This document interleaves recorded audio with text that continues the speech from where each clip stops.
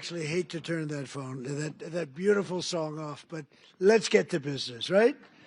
And I want to congratulate you. You are with an incredible company, and I'm thrilled to be here with the men and the women who are really the heart and soul of one of the greatest, most admired, and most successful companies in the history of the world, frankly, the one and only McDonald's. I've gone there a couple of times. And I'm honored to stand before you as the very first former McDonald's fry cook ever to become president of the United States. And I actually was there for about 30 minutes, and that was 30 minutes longer than Kamala was there, right? Despite her job at McDonald's, that didn't work out too well. And the person at McDonald's that informed us off the record that she never worked there, whoever you are, we appreciate that. That was very nice. But I want to thank, as you know, the famous Sundar and Sergey Brin. These are two guys that own and run a place called Google. They called me the following day after I did that McDonald's little skit, because it wasn't a commercial. You got it for nothing. It was a skit. And they told me that, and I didn't know them. I said, who are they? They own Google. I said, that's pretty good. That's not bad. And that it received more hits than anything else in the history of Google, and that records, it still stands. So congratulations on allowing us to use it, but you made a very good deal as usual. But you know, in the old days, McDonald's and many others would call me to do this kind of a thing, come over and say some words and talk, and they'd pay me millions of dollars. Likewise, they'd do it. They'd call others, only superstars, and they'd pay them millions of dollars to speak. And as president, I'm doing this damn thing for nothing, okay? And you know what? Because it's you, it's an honor to do it, and it's an honor to be here. Really, the job that McDonald's has done is incredible, and that you're doing. But as you may have heard, I'm also one of your all-time most loyal customers. I really am. Well, I think that's good. I'm pretty sure that's good.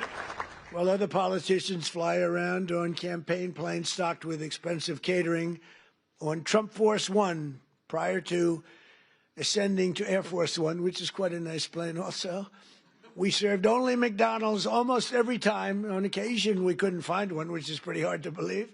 We'd go another route. But we really did. You fed us very well, and I even got Bobby Kennedy to eat a Big Mac. And he told me he loved it. He didn't want that publicized. He told me he loved it. I thought it was great.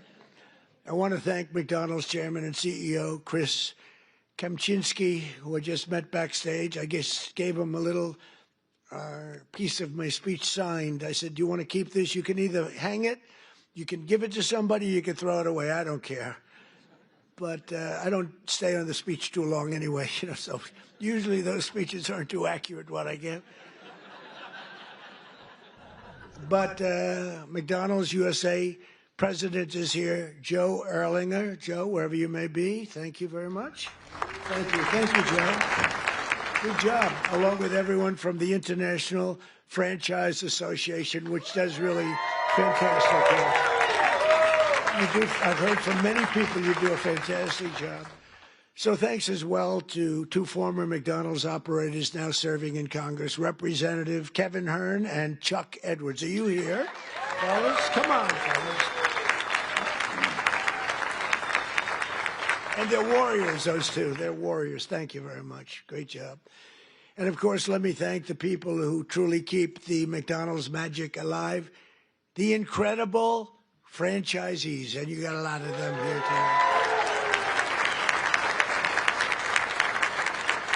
Yeah, and you're the heart and soul, and they would tell you that all the time.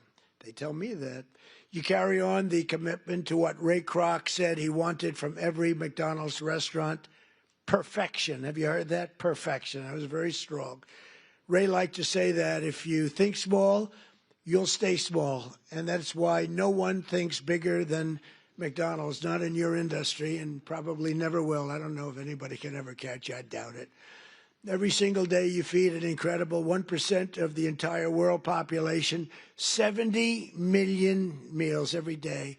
An amazing 1 in 8 Americans works behind the counter of a McDonald's franchise at some point in their lives. Yeah, we heard about that. I heard about that. Wasn't true in that particular case, but for tens of millions of our citizens, the road to the American dream starts beneath the golden arches, beautiful golden arches.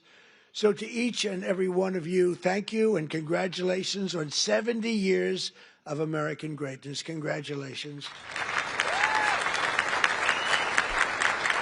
And, you know, I just might add, this is also the golden age of America because we are doing better than we've ever done as a country. Prices are coming down and all of that stuff.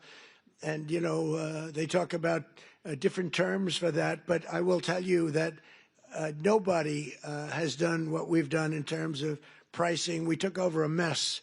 We had the highest, think of it, the highest inflation in the history of our country. They say 48 years it was the history of our country. And now we have normal inflation. We're going to get it a little bit lower, frankly, but we have normal. We've normalized it. We have it down to a low level, but we're going to get it a little bit lower. We want perfection. You know, you always want 1%. I don't know if anybody knows. You don't want 0. 0 can be bad. Then you start going the other route. That's no good either. Then you say, what's worse, deflation or inflation? But we have it almost at the sweet spot, and prices are coming down on different things. One of your groups that you admire, I admire, Walmart, came up last week and they announced that Thanksgiving this year is 25% less. All of the accoutrements, that Thanksgiving is 25% less than it was last year under Sleepy Joe Biden. So that's a big statement. And others have followed up by saying just about that.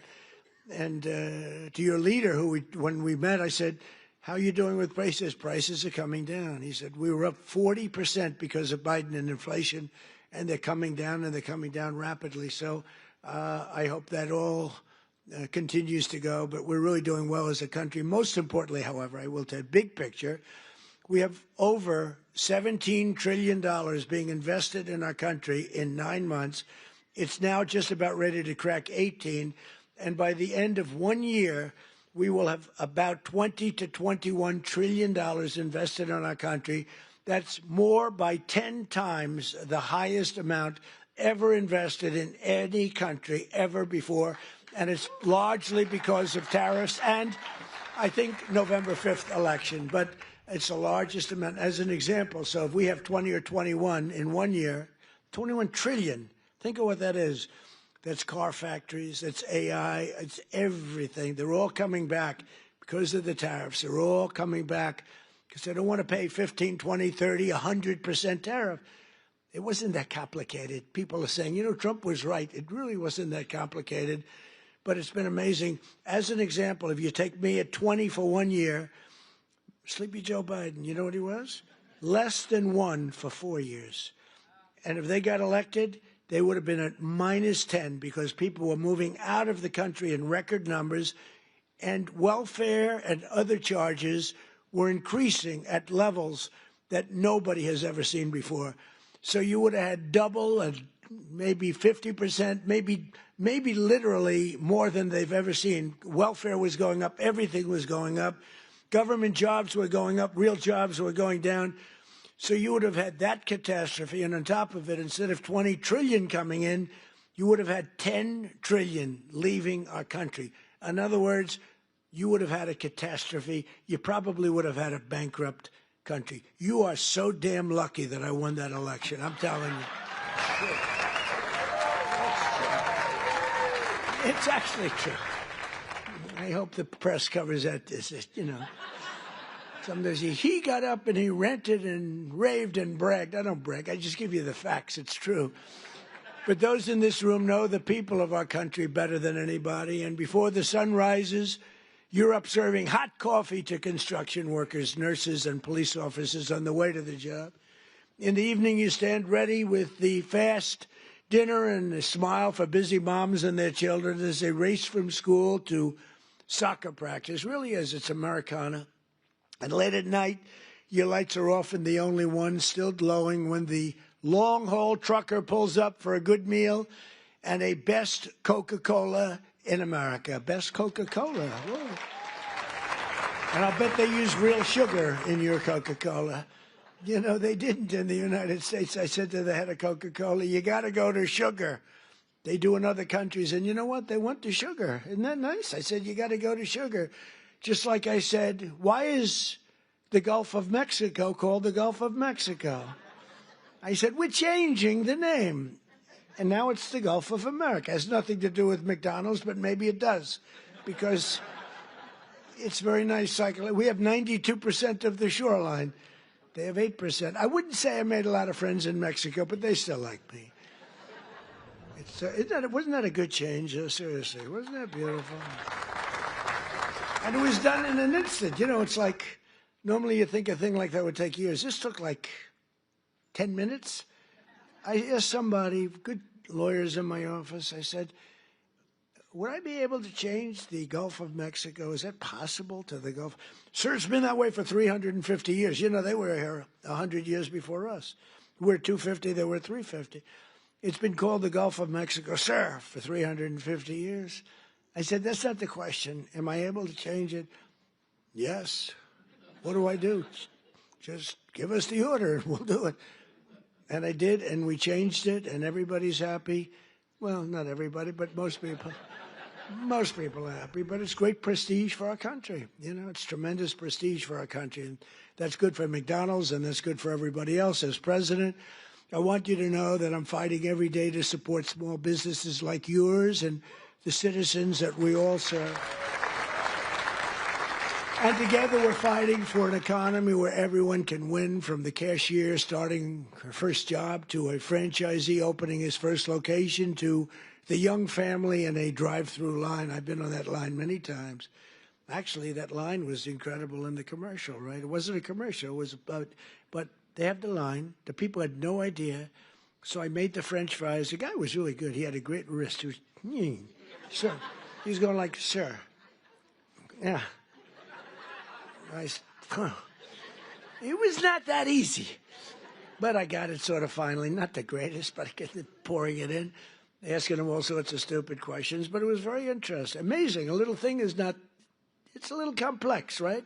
To father and son over there that own a lot. They're very rich people.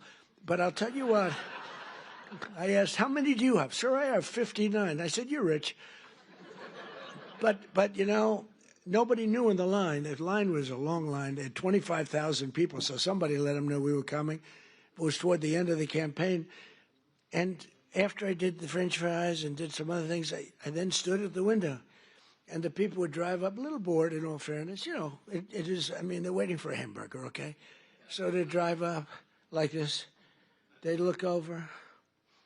Whoa! Every one of them. And it was fascinating. Every one of them, they would, it was, the response was incredible. Almost like I knew I was going to win when I saw that.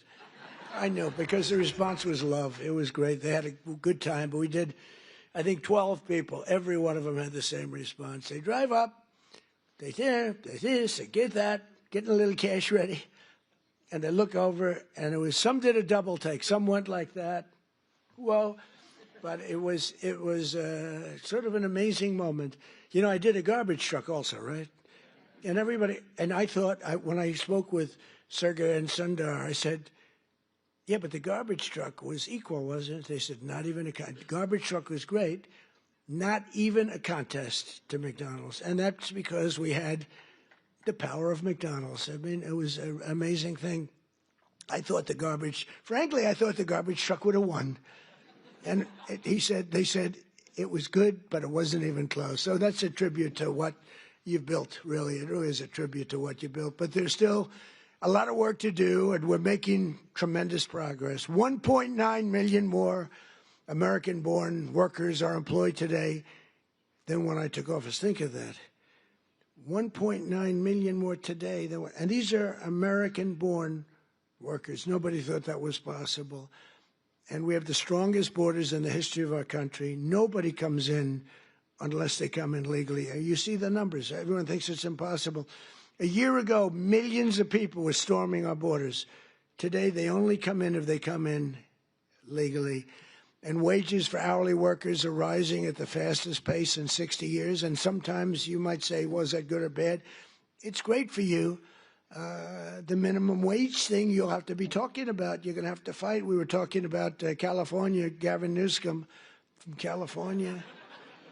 And I knew he's laying siege on the minimum wage. And you people probably know, because that's a very complex subject, and you people probably know better than anybody the impact one way or the other, good or bad. And you're going to let your local congressmen, your senators know about it. But in 9 months, we've lifted over 600,000 Americans off a food stamp, and that's a record. And it's because we really have a strong economy. I mean, we're building thousands and thousands of factories all over this country. Wait till they open up. You're going to see something like I think we've never seen before. You know, we lost our auto industry. 54% of our auto industry left for other places over the years. And I think we're going to get it more than all back. They're coming in from Mexico, from Canada, from Germany. They're coming in from Japan. We made a deal with Japan, $650 billion. We never got anything. We made a deal with the European Union, $950 billion, and have to buy our oil and gas and many other things. And I want to say it's good for everybody. All that we made a deal recently with China, where they buy our soybeans, but it's hundreds of billions of dollars. And it's incredible what's taken place in our country. The world was laughing at us like we were stupid people. They're not laughing anymore. They don't laugh at us anymore. They respect us now again, and that's what we want. We want to be liked. We want to be respected, much more so than being liked. And, you know, in a certain way, they like us better now, too. They respect us, but they like us better now because the world was ripping off our country. Not sustainable, not even sustainable. China was making $722 billion. Think of that. Not million. 722 million's a lot, isn't it? $722 billion. They built their military with the money that we gave them over the years. And in my first term, we had a great first term. The most successful economy we've ever had in my first term. This is going to blow it away. This is blowing it away, to be honest with you. It blows everything away. There's never been a time like this, and you're going to see the results, you know, pretty quickly. But in stark contrast to the previous administration, 100% of all new jobs created in America under my administration have been created in the private sector. Because, you know, we are trimming out government jobs. You can't have, you know, what they do is they give you phony job numbers in a lot of ways, but they'd hire 100,000 people, and all of a sudden it looks like they're doing well. They're not doing well, because those are jobs that they hurt our country. If those jobs can be in the private sector, paying taxes and all the other things, it's a big 100% of the jobs that we put in have been, think of that, are in the private, come from the private sector. In my first term, we built the greatest economy in the history of the world. And now we're doing it again, but this time it really is, as I said, much stronger, much better. I think it's going to be something that nobody has ever seen before. My pledge to every family and every small business is that I will not rest until you are richer, stronger, more successful, happier, till you've gotten a piece of the American dream. Some of you in this room have really gotten a piece of it because you made a great decision to go with a great, great company years ago. And it's really pretty amazing. That begins with making America. We have to do, the word is affordable, and affordable should be our word, not theirs.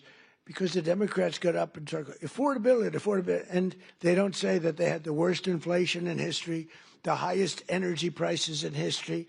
Everything was the worst. What they're great at is lying. They say affordability.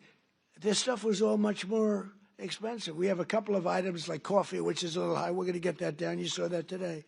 The coffee comes down. Remember when I first took over? Eggs. My third day in office, I have a news conference. And the fake news media was screaming at me, Mr. Congressman, about eggs. Remember that? I'm standing there very innocent. Oh, hello. Do you have any questions? What about eggs? What about them? They're up 4 times. I said, look, I just got here. I'm sorry. And Brooke Rollins and Department of Agriculture did a phenomenal job. And they said, don't order eggs for Easter because you won't be able to get them. And they said, we have a big Easter egg hunt at the White House. It's sort of a thing that has gone on for 100 years. They said, could you order plastic eggs?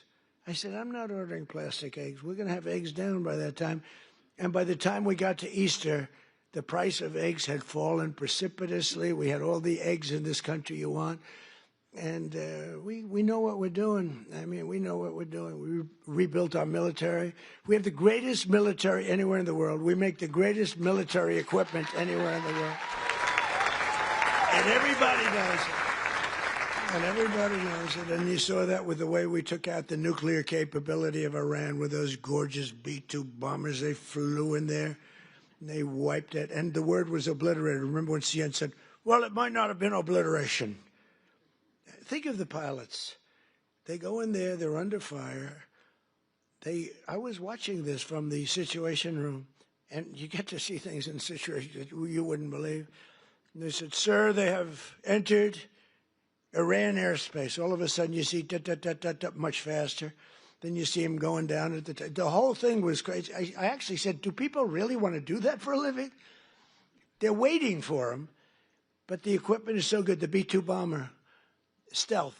They never saw them. They never saw them. I mean, it's the most amazing thing. And I honored the pilots at the White House. I had them brought in, along with mechanics and a lot of other people. We brought them to the White House to give a little celebration because they flew 37 hours flawlessly. Now compare that to the Jimmy Carter Iran situation with the helicopters crashing and the this and the, oh, what a horror, and the hostages. And I said, we can't let that happen, but we have a great team. General Raisin Kane is unbelievable. The whole group is unbelievable. And they went in, and I brought them into the White House, and I brought them then into the Oval Office, the pilots. And we met them, all handsome. They look like Tom Cruise. They really do. I don't want to be a wise guy and say, but taller. I'm not going to say that. No, they're perfect specimens. I mean, these guys are like from a movie. I could take everyone, put them in a movie. And I said to him, so what's the story with that raid? Did you expect, because you remember I pulled it back? Because I saw reporting that we're going to be leaving at a certain time. And I said to the general, is that not good that they think that? And they sort of got it right. They saw a lot of activity. Actually, you know why? They saw one of the things. They saw a lot of unbelievable activity going on at the McDonald's next to the base where they take off. The McDonald's was doing 5 times. They were going crazy. So they say, there's something going on over there. The biggest activity that McDonald's had ever had. And it was a nice story, how well it's doing. But that was not a good story for us. So I canceled it and then I announced we're canceling it. And the pilots said they were devastated. Then I put it back at the exact same time because that was the only time they weren't thinking would happen. And we left exactly in time, but that was after canceling it 2 days before. And then we put it right back in the exact same slot. And we had identical planes, the B-2s, flying four of them, flying into Guam. And they thought that was the attack team. And they were watching those planes in Guam, going to Guam, and that was not the planes that we had. But think of it, they flew both ways 37 hours without a sputtering of a bad engine, without any problem. But they got in and they said they have entered Iran airspace and the enemy's waiting for them.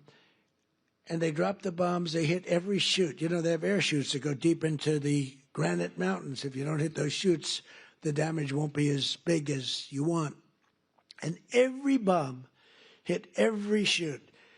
And then we hit them with rockets from a submarine that was quite a distance away, 30 of them.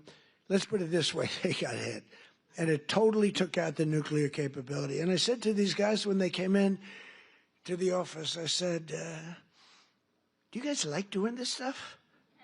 You know, they said, sir, it was the greatest day of our life. Can you believe this, Congressman? It was the they're like heroes. They're like American heroes. Who the hell wants to sit? You know, those ships are very big, but they're very small when you're up way high, going very fast. And he said it was the greatest day of our life.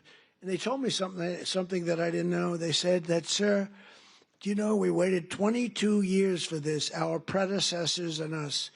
We would practice this run for 22 years. I didn't know that. For 22 years, we had to practice. We'd do it 3 times a year. We would practice this exact run. And then when you cancel it, because I canceled when they heard that we were coming, we were devastated. I said, see, now if I were a flyer and they canceled, I'd be extremely happy. Well, we're canceled, so let's forget it. But we were devastated.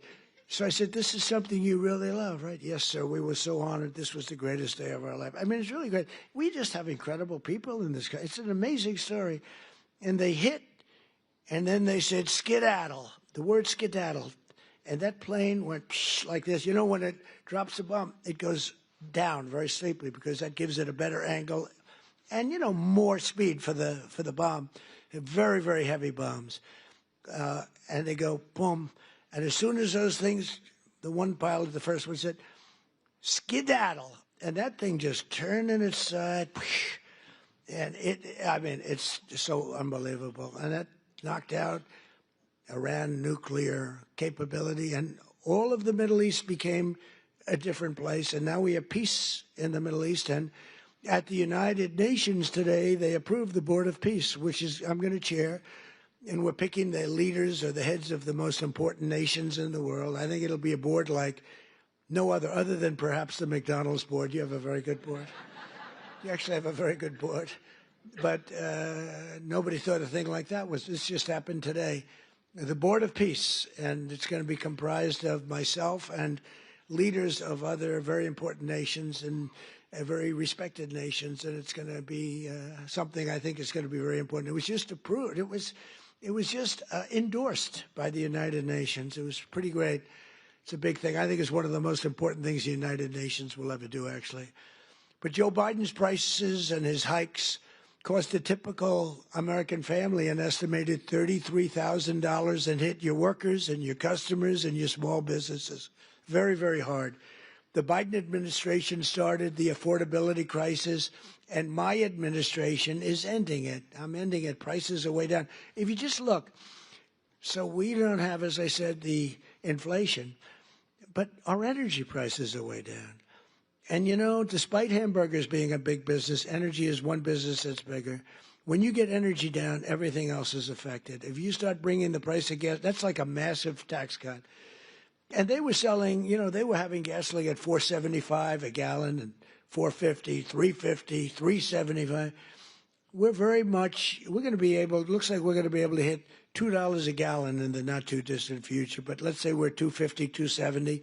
Other than places like California, that's not fair because they put so high a tax on that you're really paying a lot of that price is the tax that you're paying to government, which is horrible, actually, what they do. But the price of gasoline and the price of energy is way down. So when energy comes down, you make the donuts, you make the chicken, you make whatever you're making. Everything is all about energy. You have to deliver it. You have the trucks. You have the fuel.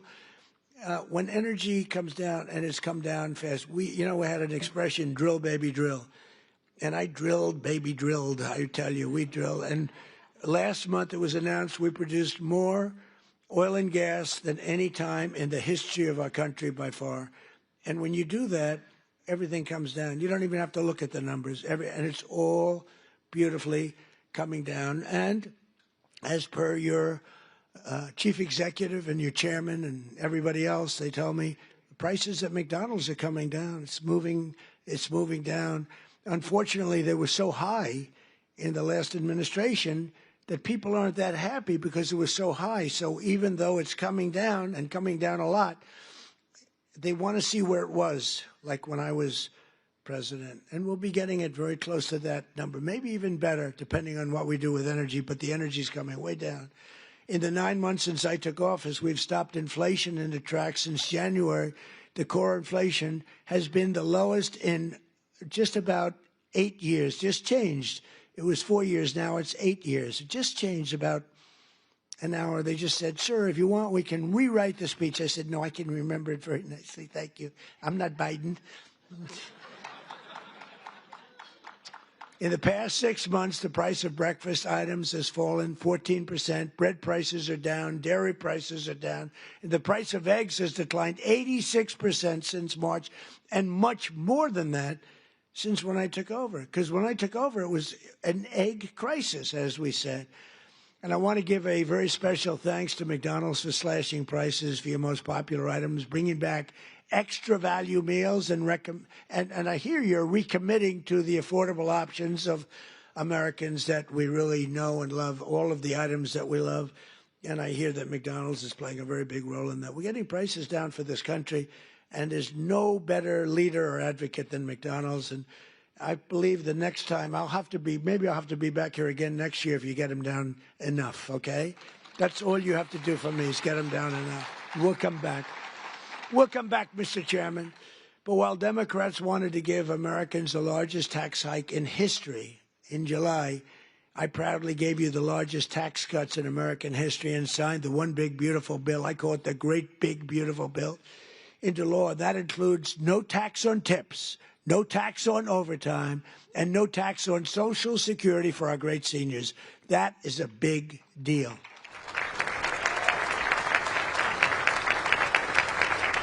So the great big beautiful bill is the biggest piece of legislation ever passed in our country's history.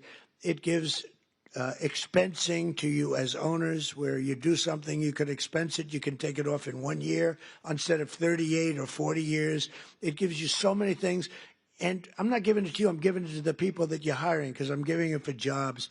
You're going to expand, you're going to do tremendously. You spend money and you can write it off quickly as opposed to over a period of many, many years. The typical waiter, waitress, or police officer will take home roughly $2,000 extra each year because of just what we've done on taxes.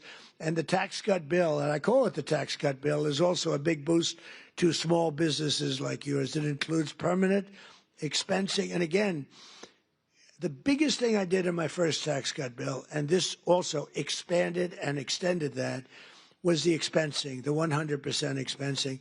But now we have the expensing for a 10-year period, so for 10 years. And frankly, I sort of said, let's make it 2 years because, you know, I want the results to be immediate. 10 years, they can take their time.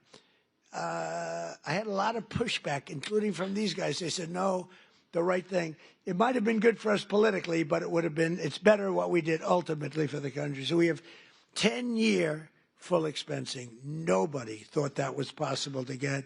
We also expanded tax relief for all franchisees and made the pass-through deduction permanent. It's now permanent.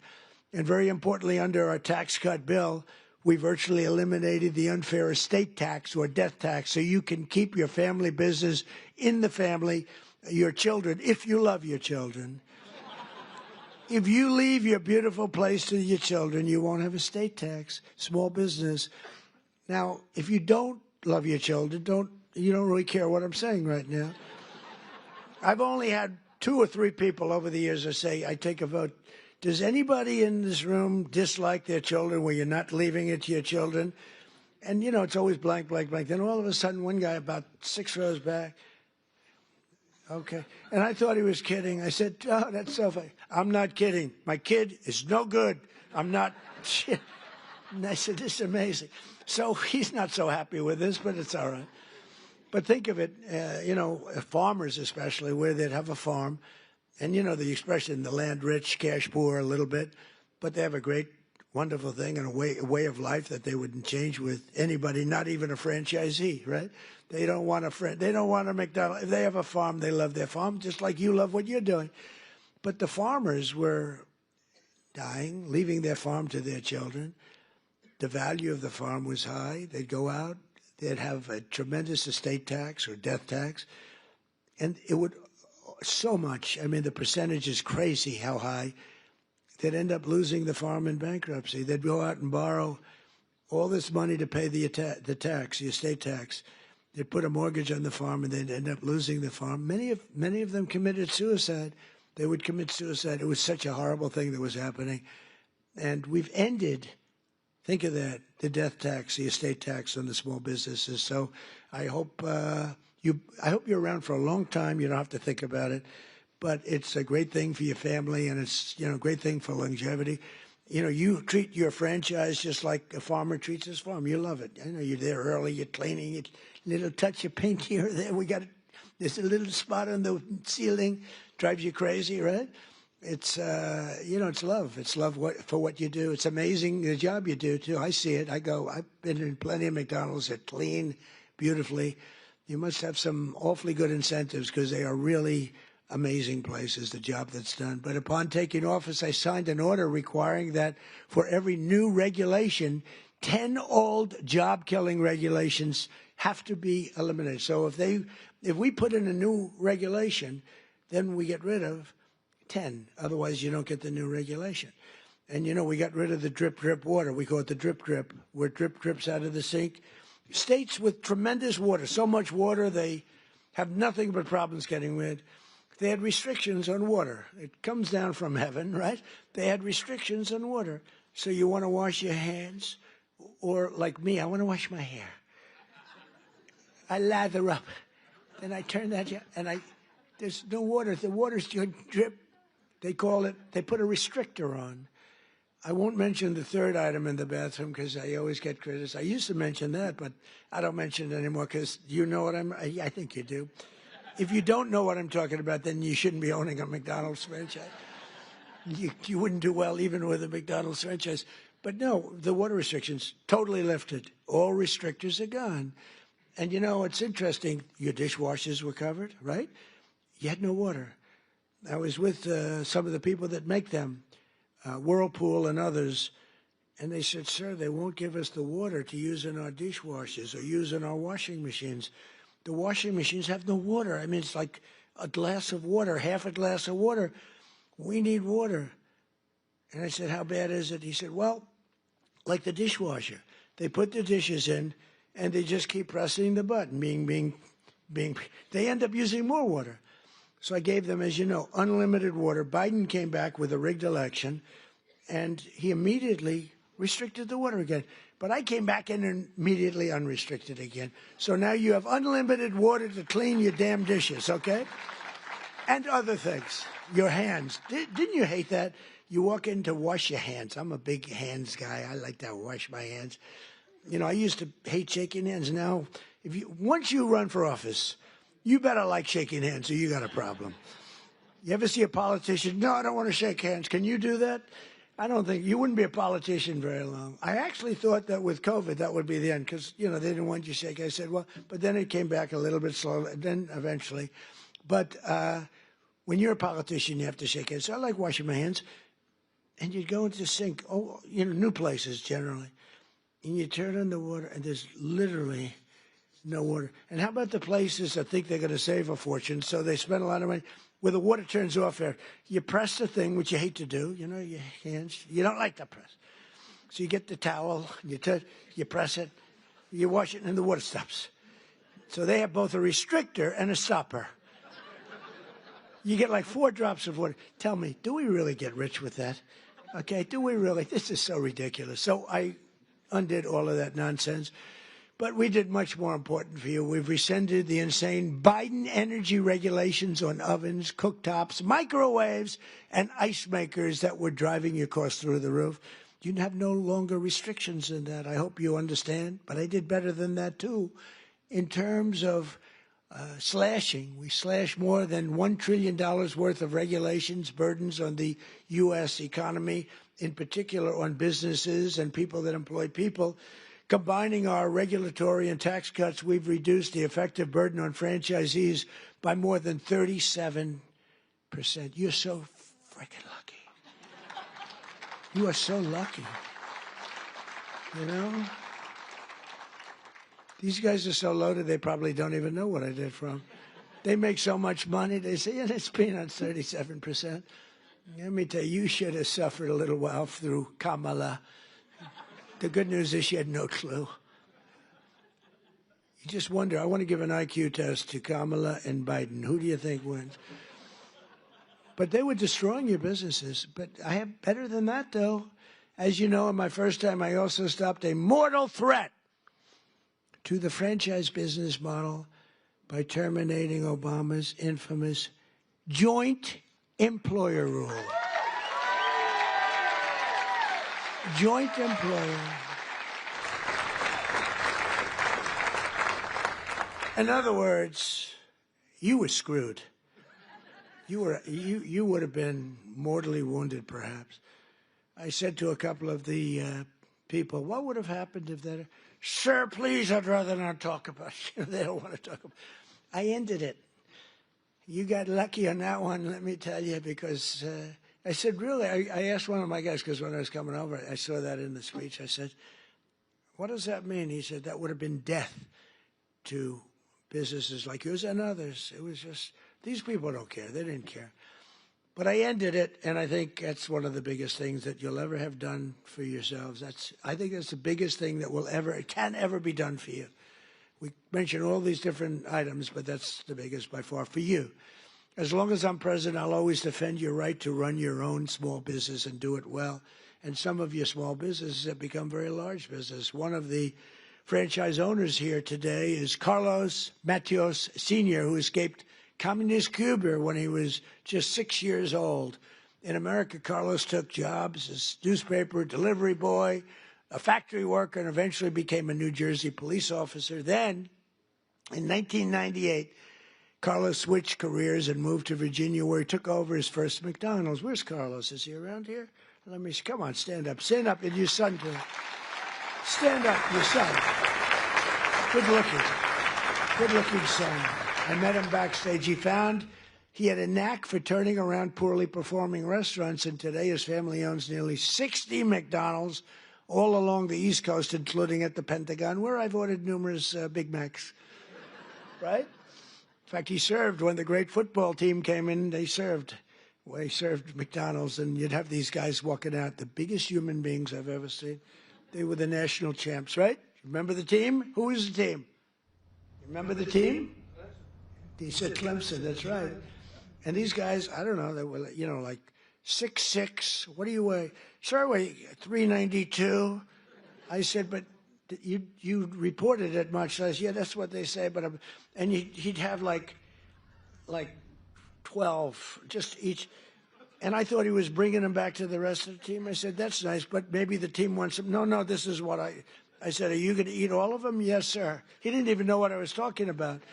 But you served it, and you did a great job. In 2019, when we hosted that great Clemson Tigers at the White House, I literally brought dozens of Quarter Pounders from McDonald's.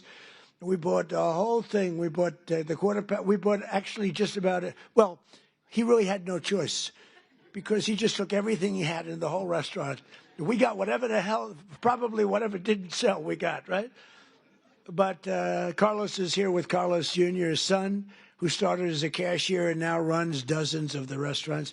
Congratulations, fellas. What a great family. Congratulations. So in conclusion here tonight, carry on and really just keep going and inspiring that legacy and that pride that you have at really beyond almost all else. It was excellence and service, stretching back more than 7 decades to when 2 hardworking brothers with a hamburger stand in California partnered with a hard-driving entrepreneur from Illinois to revolutionize the restaurant business forever, like nobody had ever seen. Because of men and women like those in this room who have pride in your souls, love in your hearts, and ketchup in your veins. Did you ever hear that one? 70 years later, McDonald's is the #1 fast food restaurant in the entire world, and honestly, it's not even close. What a job you've done. And it still is really growing stronger with 900 new restaurants planned in the United States in the next 2 years alone. And I think with the great, big, beautiful bill, you might even double that number. I can imagine you'll double that number. But it's amazing to watch you grow. You know, the big ones, they get a little slow, they get a little fat, they get a little sloppy. This is a company that's gone just the opposite. You've gotten more and more competitive. I look at your numbers. You've gotten more and more competitive over the years, over the generations. Your spirit, generosity, and devotion to your communities has really made McDonald's a symbol of American values, aspiration, and success that's recognized all over the world. You are recognized all over the world, something that, and there's a lot of great I mean, compared to the total, not so many, but there's a lot of great leaders, great companies. But I think more than anybody, McDonald's is recognized all over the world, and as widely as, frankly, the stars and stripes themselves. And everywhere there's a McDonald's, we see stars and stripes. Everywhere the American flag flies, you'll find the golden arches, and there you'll find good people doing honest, beautiful, hard work, and happy families sitting down to a really great meal. Because no matter who you are, everyone loves something at McDonald's. There's always something to have. I like the fish. I like it. You could do a little bit more tartar sauce, though, please. Seriously. I hate when I say, do you have any tartar sauce? Do you understand that? Yes, he understands that. Together with hardworking Americans like you, we're going to pioneer new heights to prosperity. We are doing better as a country right now, and people are seeing it. The Wall Street guys know it. The stock market hit its all-time high 48 times in a row in 9 months, 48 times during the 9-month period. And we're hitting the highest stock market we've ever had in history. All markets, all three, all markets, every one of them has hit all brand new highs. It's a good time to be making this speech, because when you make one of these speeches, if you're doing lousy, it's not good. And you know, the stock market, you can say what you want, but it's a hell of an indicator. It's really a hell of an indicator. And your stock is doing phenomenally. But the stock market has hit an all-time high 48 times during the last 9 months. And we're going to pioneer new heights even from that. These new heights of prosperity are going to be incredible. We're looking at affordability. We're going to bring it down for everybody, because not everybody understands the fact that a great stock market is great for everybody, including 401ks. You know, the 401ks hit the highest number that they've ever been 2 days ago. And that's a lot of people. So they understand what's going on. And we're going to make the American dream two words that you didn't have. You didn't have those 2 words. Remember when Biden said, it's all about 3 words, the American dream. You don't want to ever get in that situation. Remember that? That was not good. It's all about 3 words, American dream. But possible, and you're going to make it really possible for millions and millions of people. And you have an administration that's got your back. You don't have an administration that wants to put you out of business, that wants to take away your water, that wants to have you not use a microwave oven, that wants to do all these horrible things that are going to destroy you. They were looking to destroy you and other businesses too. So together we're going to make America richer, stronger, prouder, and happier than ever before. And you people can be very, very proud of the job you've done. You're respected all over the world, and it's an honor to be with McDonald's. Thank you very much, everybody. Thank you. Thank you.